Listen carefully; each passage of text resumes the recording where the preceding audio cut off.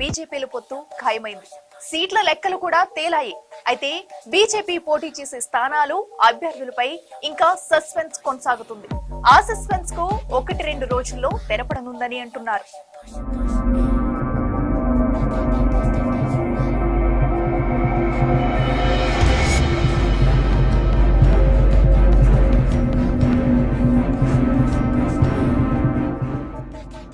ఏపీలో పొత్తులో భాగంగా బీజేపీ పోటీ చేసే 10 శాసనసభ స్థానాలు, 6 లోక్సభ స్థానాలు, అక్కడి అభ్యర్థుల జాబితాలపై సస్పెన్స్ కొనసాగుతూనే ఉంది.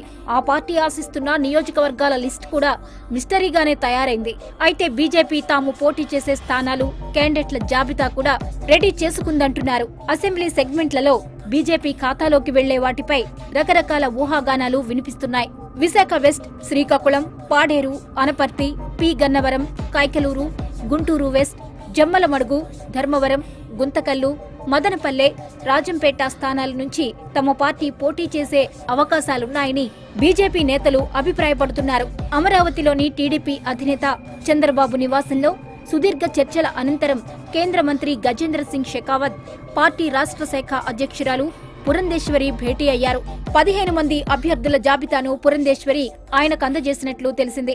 ఢిల్లీ వెళ్లిన షెకావత్ ఉండవల్లిలో చర్చల సారాంశాన్ని పార్టీ అగ్రనేతలు జేపీ నడ్డా, అమిత్ షాలకు వివరించాకే అభ్యర్థుల పేర్లు ఖరారవుతాయని భావిస్తున్నారు.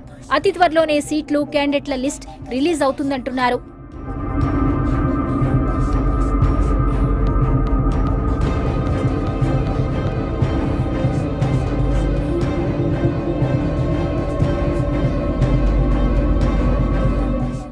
విశాఖ వెస్ట్ నుంచి 2014 ఎన్నికల్లో పొత్తుల్లో భాగంగా బీజేపీ నుంచి గెలిచిన మాజీ ఎమ్మెల్యే విష్ణుకుమార్ రాజు, జమ్మలమడుగు నుంచి టీడీపీ ప్రభుత్వంలో మంత్రిగా పనిచేసిన ఆదినారాయణ రెడ్డి, పి గన్నవరం నుంచి అయ్యాజీ పేర్లు పరిశీలనలో ఉన్నట్లు తెలుస్తోంది.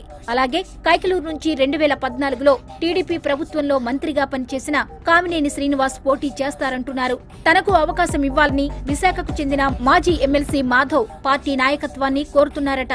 ఇక బీజేపీ సీనియర్ నేత తపనా ఫౌండేషన్ వ్యవస్థాపకుడు గారపాటి సీతారామాంజనేయ చౌదరి ఏదో ఒక శాసనసభ స్థానం నుంచి పోటీ చేసే అవకాశం ఉందంటున్నారు.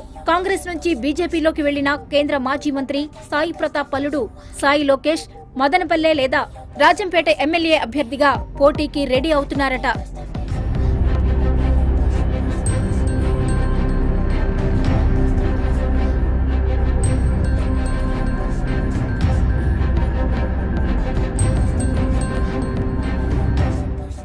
బీజేపీకి కేటాయించిన 6 పార్లమెంటు నియోజకవర్గాల్లో రాజమండ్రి నుంచి పార్టీ రాష్ట్ర అధ్యక్షురాలు పురంధేశ్వరి, తిరుపతి నుంచి ముని సుబ్రహ్మణ్యం, నరసాపురం నుంచి రఘురామకృష్ణంరాజు, అరకు నుంచి కొత్తపల్లి గీత దాదాపు ఖరారయ్యారని చెబుతున్నారు.